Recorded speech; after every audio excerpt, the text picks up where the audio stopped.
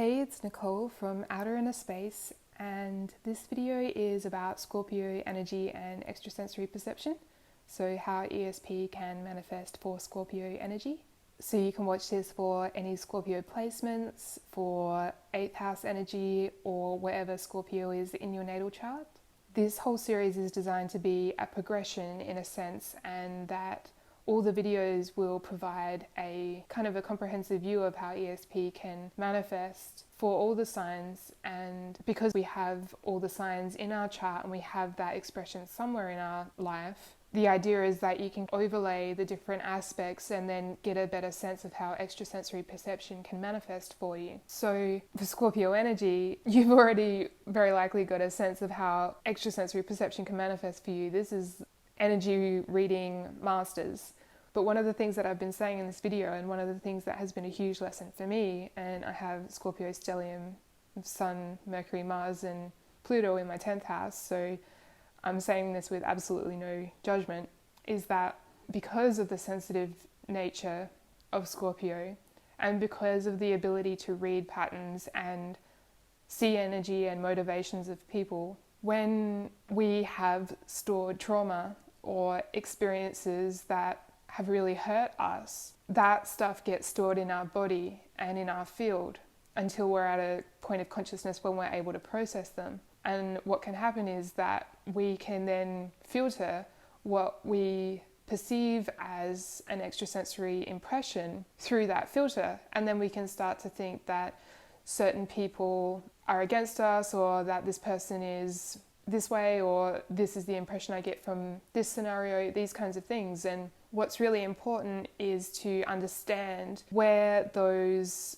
points are stored in the body and working on diffusing them so that our extrasensory perceptions are not filtered through the lens of past pain. And this is key, and this is like where that question of how do I know how to trust my intuition, is it intuition or is it fear, comes into play. And that's such a big thing for Scorpio energy, because both things are very loud, and that's like 8th house vibes of our fears, but also of our fears that what we intuit is correct. And so with Scorpio energy and the beauty of Scorpio energy, I said in the Scorpio chart ruler video that I did that the sign of Mars used to be a symbol for alchemy. And because Scorpio has that Mars influence, and because it's also got that Pluto influence, this is exactly all about alchemizing that pain and those experiences to bring on a deeper sense of self and a deeper sense of your soul truth. And when you do that, when you apply these transformational practices into your daily life and you work on this stored stuff and you start to process that frozen energy that happens when we're too young or too inexperienced to really understand the complexities of a situation, when we give these parts of our body and these parts of our psyche attention, because any pain that's felt, emotional or physical, is a wave that has been stored in your body and in your field that is in discord to what is your authentic frequency, your resonance. It is against your resonance. And so when we're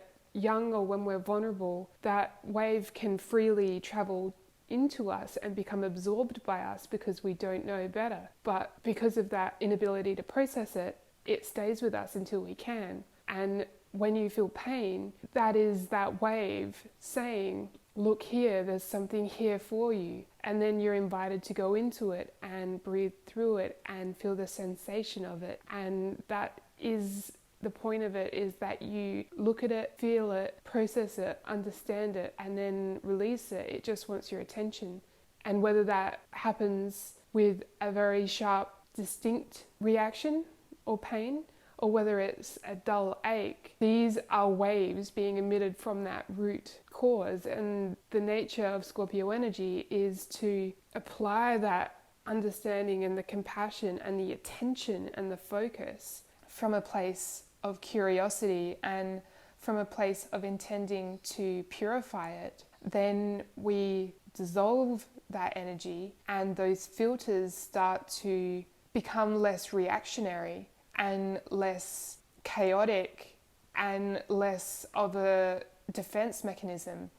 And when that happens, Scorpio extrasensory perception goes off the charts, because it's not about you and protecting yourself, but it's about realizing that there are seriously so many complex layers to the human condition that chances are it wasn't a personal attack against you. It was something that deeply affected you and probably still continues to, and maybe it will never fully go away, but when you bring the awareness to these experiences, then you open up your whole field, and that changes everything. It ripples out into the cosmos in this really magnificent way. And this is where the healing part of Scorpio comes into play, and you're able to see other people's stories in a comprehensive way that doesn't have the judgment or the need to defend, or it doesn't have that sense of I know more or ego or any of that. It's just a understanding, and that kind of comprehensive compassion is what will change the world when we're not operating in that sense of duality or mine versus yours, or that power struggle, which is a big thing that can come up with Scorpio energy, is protecting power and needing to defend your own power. Because when you understand that the power that you have is in how you spend and how you refine and how you deal with your own energy, you become immensely powerful, and you don't need anybody else in order to know that or in order to feel that. It's like a regenerative cycle. And when you're in that space, and when you're vibrating in that space of not having those fears cloud over you and kind of dampen your energy because you have been hurt, then Scorpio ascends to that ego level where it can see so acutely, so very far away, and its energy is spent in such a refined way that you become the magnet to the vibrations and to the experiences and to what it is that you want to experience and you want to have and how you want to live and how you want to see. And so part of this is honoring your energy, and that means being okay when you feel really low. With Scorpio energy and the mood swings, you're literally experiencing the spectrum of emotion, and there's nothing wrong with bouts of being at the lower point of the spectrum. It's really important because you need to go into the trenches in order to understand the energy that is stored there. And the idea about this is that you explore it and you don't judge yourself for being there. When you're in these states, it's really perfect timing to do body work, like applying compassion, especially to the sacral chakra and the reproductive area. For Scorpio energy, so much stuff gets stored there. Our sacral chakra is like the storehouse of all our vulnerabilities and all the experiences that we couldn't process.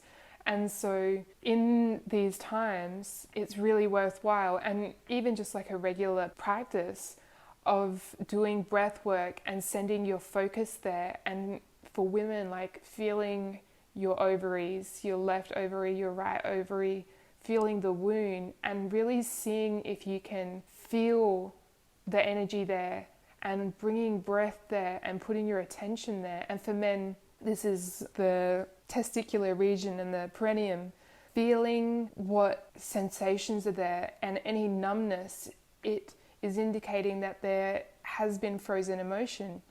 And when you apply breath and allow the energy to go there, you're giving that energy that's been stored attention, and that's all it ever wanted from you, was this time spent feeling the feeling and knowing that that wave was discordant, but it's been stored in you, and then allowing the wave just to release from you. And it'll just be little things, and it might not be something that you notice an immediate shift about, but I promise you that in time with this practice, you'll start to feel lighter, you'll start to feel more active in these regions, and you'll start to realize the potency of your healing abilities when you are doing it to yourself. And just let the stories play around you in a sense of any visions or holograms or scenes or thought forms that come up, and just watch them. Let it be like a wave that is vibrating in your energy field but also away from you, and just let it go. And that can be such a hard thing for Scorpio energy, believe me, I know, but that's the nature of energy. It just wants to move. It just wants to serve its purpose and transform. And that's the whole essence of Scorpio. So creating this sacred space where you do this kind of energy clearing is going to be so good for enhancing your state of operations. And then when you go into those dives into the deeper realms, it's going to be more like an adventure in a sense. It's not going to be something that is scary. It's going to be something that you were designed to traverse, and your knowing of that will become embodied. And then things like your dreams and astral travel to other realms becomes really significant to you, and these overlays that you see as you just go about your daily life, you kind of start to notice how this whole other realm of potential opens up for you. And that's just why it's so important to realize how your pain is actually an alert that there's something here that needs to be cleared, and you totally have the ability to go in and shift it. One thing as well that is really valuable for Scorpio energy, and I talk about this in both the Earth sign video that I did and the 2nd and 8th house video that I did, and I'll link those at the end of this video. But I learnt this from an astrologer, Chrissy Blaze, in a book called Earth Astrology's Missing Planet, and it talks about how opposite your sun sign is your earth sign, and in order to gain the full light and the full high vibrational resonance of your sun sign is to embody the aspects of your earth sign, because we're here on earth, and in order to shine that light we need to have that connection to the earth. It's the opposite. And so for Scorpio energy, if you're a Scorpio sun, but it's important anyway, because with astrology we're always synthesizing the axis, we're always working along a spectrum of opposites, is that the earth element of Taurus and grounding and connecting to the earth and connecting to that basic need to feel grounded here is a really healing practice that can be done in order to transmute energy. So bare feet on the ground or your root chakra on the ground, and feeling that connection, you can flush out a lot of these old energies from the body, and also draw upon energy from the earth in order to purify your field and allow that energy to start moving again. And that was a game changer for me, because Scorpio energy, at least in my experience, it can be so chaotic, and it can be like a tornado that is just spinning and spinning and so deep in itself. But realizing that we're working on an axis all the time with astrology is that opposite energy of Taurus is part of Scorpio energy. And so doing things like that grounding practice and being conscious of the quality of the food and the sensual experiences to enhance comfort, and providing that level of getting those needs met, that second house detail, can really help ground your energy and refine your energy as well. And it's worth watching those videos, because I definitely talk more in depth about those. So Scorpio, I'm going to leave this video here. I've created these ESP notes that go deeper into waveforms and frequencies and how your body is an antenna, and that's linked below, and it's definitely worth reading if this struck a chord for you. You may also be interested in the periods, brainwaves and astrology content library that I've created as well, and that is also linked below, and it has a lot of valuable information about syncing to your cycles and how you can integrate and overlay astrology and your mental functioning as well.